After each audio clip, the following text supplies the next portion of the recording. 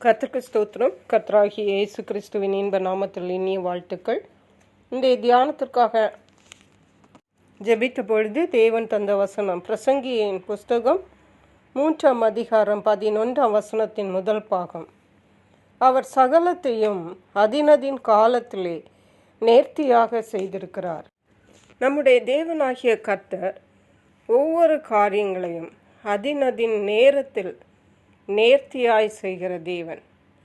அதினதின் காலத்தில் செய்யும் பொழுது அது மிகவும் நேர்த்தியாக காணப்படும். அதுதான் நம்முடைய கர்த்தராகிய இயேசு கிறிஸ்துவின் குணாதிசயங்களில் ஒன்று.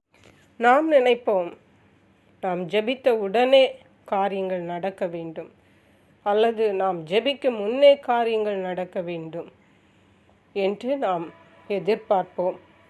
ஆனால் தேவனோ அவர் குறித்த நேரத்தில்தான் சகலத்தையும் செய்கிற தேவனாக இருக்கிறார். ஏனென்றால் அவர் செய்கிறதில் நேர்த்தி காணப்படும். ஹல்லேலூயா. தானியேலின் புஸ்தகம் 2ஆம் அதிகாரம் 20ஆம் வசனம் சொல்லுகிறது. 21ஆம் வசனத்தின் முதல் பாகம். அவர் காலங்களையும் சமயங்களையும் மாற்றுகிறவர். அவரே காலங்களையும் சமயங்களையும் உண்டாக்கினவர். ஆனால் அவர் காலங்களையும் சமயங்களையும் மாற்றுகிறவரும் கூட. எதற்கென்றால் தன்னுடைய ஜனத்துக்காக, தன்னுடைய பிள்ளைகளுக்காக காலங்களை மாற்ற வேண்டுமென்றால் அவர் மாற்றுவார். அவருடைய திட்டம் செயல்படுத்துவதற்காக காலங்களை மாற்ற வேண்டுமென்றால் அவர் மாற்றுகிறவர். அவரே காலங்களை மாற்றி அந்த மாற்றங்களை உருவாக்கி இருக்கிற தேவன். கோடை காலம், குளிர்காலம், வசந்த காலம் என்று காலங்கள், பல்வேறு காலங்களை தேவன் நமக்கு குறித்திருக்கிறார்.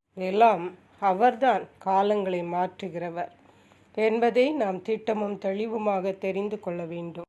தேவன் எல்லாவற்றையும் அதினதின் காலத்தில் செய்கிற தேவன். சாராளுக்கு, ஆபிரகாமுக்கும் தேவன் குமாரனை தருவேன் என்று சொல்லிவிட்டு சொன்னார். ஆதியாகம புஸ்தகம் 18ஆம் அதிகாரம் 10ஆம் வசனத்திலே சொன்னார், ஒரு உற்பவ கால திட்டத்தில் நிச்சயமாய் உன்னிடத்தில் திரும்ப வருவேன். அப்பொழுது உன் மனைவியாகிய சாராளுக்கு ஒரு குமாரன் இருப்பான் என்றார். உற்பவ கால திட்டம் ஒன்று தேவன் வைத்திருக்கிறார். இன்றைக்கு அரசாங்கம் பார்த்தால் அநேக திட்டங்களை வகுக்கிறார்கள். 5 ஆண்டு திட்டம் என்று பல்வேறு திட்டங்கள். தேவனுடைய ஆளுகையிலும் பல்வேறு திட்டங்கள் காணப்படுகிறது.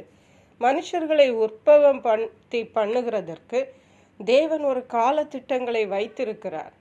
அப்பொழுதுதான் குழந்தைகள் இந்த உலகத்திலே பிறக்கிறார்கள். அப்படியே ஆபகூக் புஸ்தகம் 2ஆம் அதிகாரம் 3ஆம் வசனம் சொல்லுகிறது, குறித்த காலத்துக்கு தரிசனம் இன்னும் வைக்கப்பட்டிருக்கிறது. முடிவிலே அது விளங்கும். அது பொய் சொல்லாது. அது தாமதித்தாலும் அதற்கு காத்திரு. அது நிச்சயம் வரும். அது தாமதிப்பதில்லை.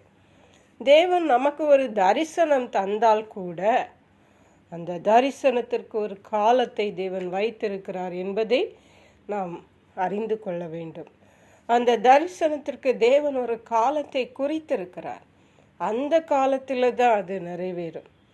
ஒருவேளை நம்முடைய பார்வையிலே அது தாமதிக்கிறதா இருக்கலாம்.